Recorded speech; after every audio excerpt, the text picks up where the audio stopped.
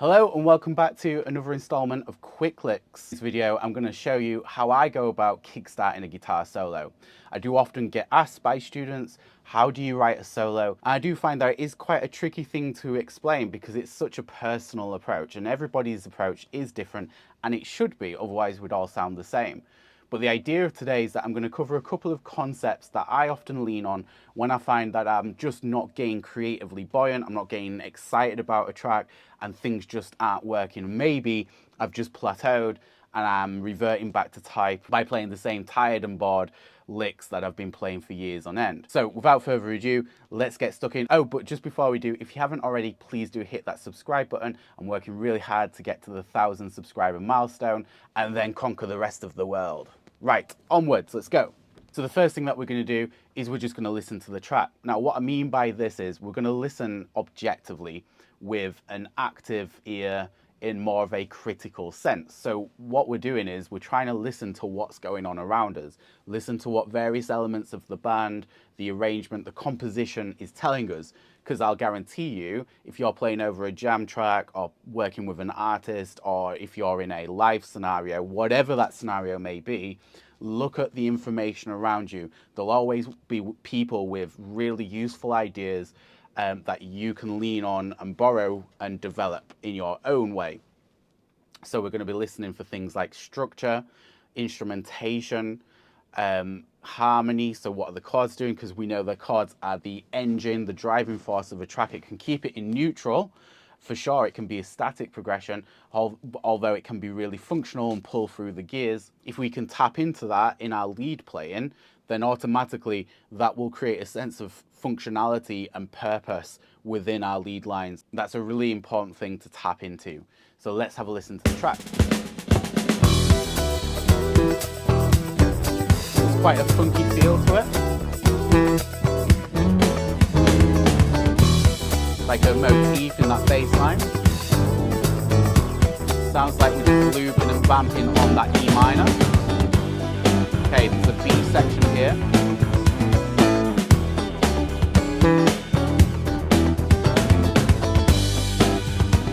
G, A, E minor. So a little bit of functionality in the harmony there. Back to the A section.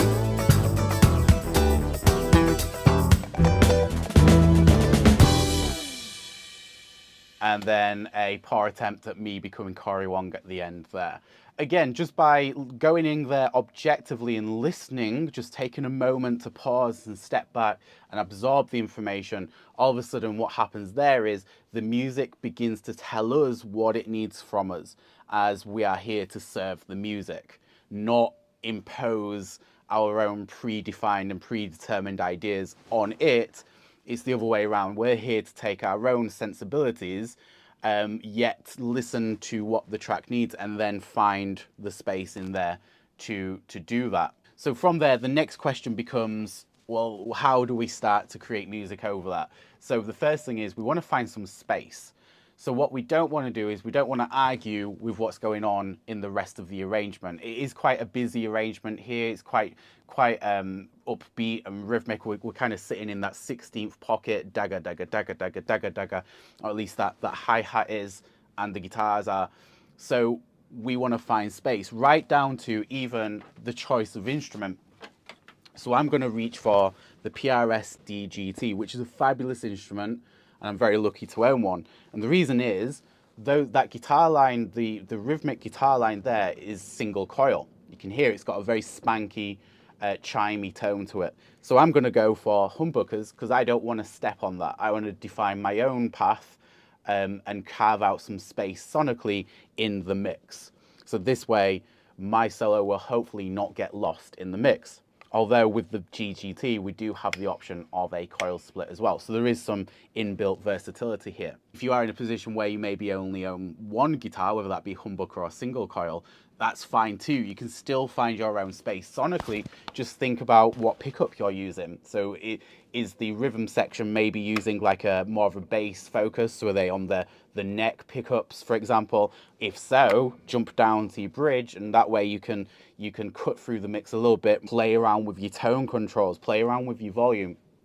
There's always 1,000,001 ways that you can carve out your sound in the mix. Okay, so now we've reached the point where we've listened to the track, we've absorbed some information, we've chosen where we want to sit sonically with the pickup choice. Now the difficult question is, well, what next? And I always say, create a limitation. Impose limits on your playing. This way, by deliberately backing yourself into a creative corner, it really tests your musicality and your ability to think creatively and innovatively about the material that you're given. So here's a really great way to go about this. I'm just going to deliberately focus on the E minor triad because that's the chord that's used in that A section. And I'm only going to focus on that one chord on my first string set, so G, B, and E. So that would look like this. We've got 3 inversions. 3rd fret of the E string, 5th fret of the B, and 4th fret of the G. You may recognize that as a standard open position D minor shape. So that is your 2nd inversion E minor. Moving up to your root position, which is 7 on E, 8 on B, 9 on G. A nice diagonal shape too. And then finally, 1st inversion is just a half bar on your 12th fret. So 12 of E, 12 of B, 12 of G. So 3 shapes. And then finally, find yourself a motif. Whatever that may be, just create a hook, a reoccurring set of notes that you're using that you can hang your hat on and refer your solo back to. What this will do is create a sense of familiarity for the listener, but also for yourself. Because then what you can do is start to create things like themes and variations, which you may also know as call and response, which effectively what it is. So for example, we could do a lick like this using the root position shape. So all I'm doing there is I'm playing the 9th fret of the G string, and I'm thinking about my phrasing at this point as well. So I'm going to slide into that note, jump down to the 7th fret, half step bend. So I'm bending into the minor 3rd on the 8th fret, resolve back up to the 9th fret of the G. Rhythmically leaning more on sort of the staccato elements into the sustained notes. So I'm thinking very much in terms of a sparse rhythm. And here's another point. It's not always about what you play, it's how you play it. So in this case, I've thought a little bit about my phrasing approach. So rather than just playing the notes, which is how you could play it if you were to play it straight. However, what I'm going to do is I'm going to utilize some lateral focus techniques, such as slides and bends, which work perfectly when you're really focusing on playing on a single string. So we're sliding from 8 into 9, half step bending from 7 into 8, and then back up to 9. So once you've figured out a motif, start to create some variation, and this can be really simple too. So play the motif and then play it again, so repetition, to really legitimize the phrase itself, but change one thing about it. So a real simple thing here would be change the target note, change the resolution note. So in this case, rather than ending back on the 9th fret of G, we're going to end on the 7 of E.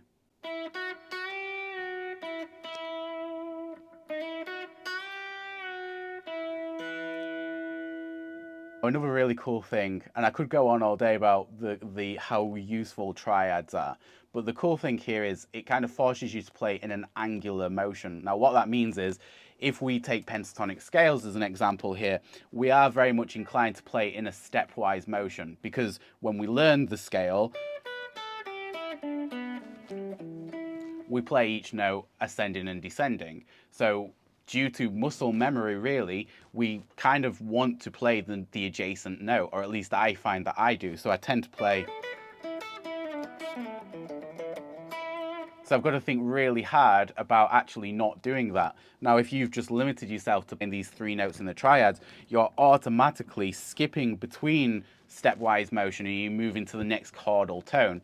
And that way you can create some nice range within your phrases, and you can jump around with the register and play around with things like escapee notes, like we did there by jumping from the 9th fret of G to the 7th fret of E.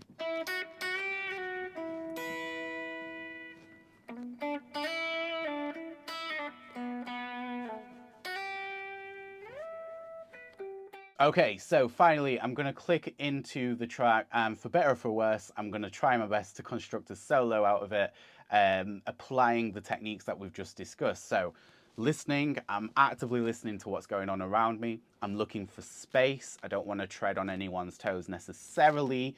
I want to create a slightly more defined path for myself. Do the opposite of what I normally do. So, in this case, I'm going to think rhythmically, not melodically, creating a limitation by focusing on the same string set and using them E minor inversions. FYI, I would apply the same theory in that B section when it goes from G to A. So I'd just use G inversions of triads. And again, this way I can lock in harmonically to what's going on and give my solos a sense of purpose. And then finally, create a motif. Try and find some hook that I can keep going back to and then develop outward from there quite organically. And who knows, I may even break into a minor pentatonic lick, but I feel like you kind of need to earn it. Don't go into there, don't revert back to type straight away. Start in a new space and you'll inevitably come up with something different.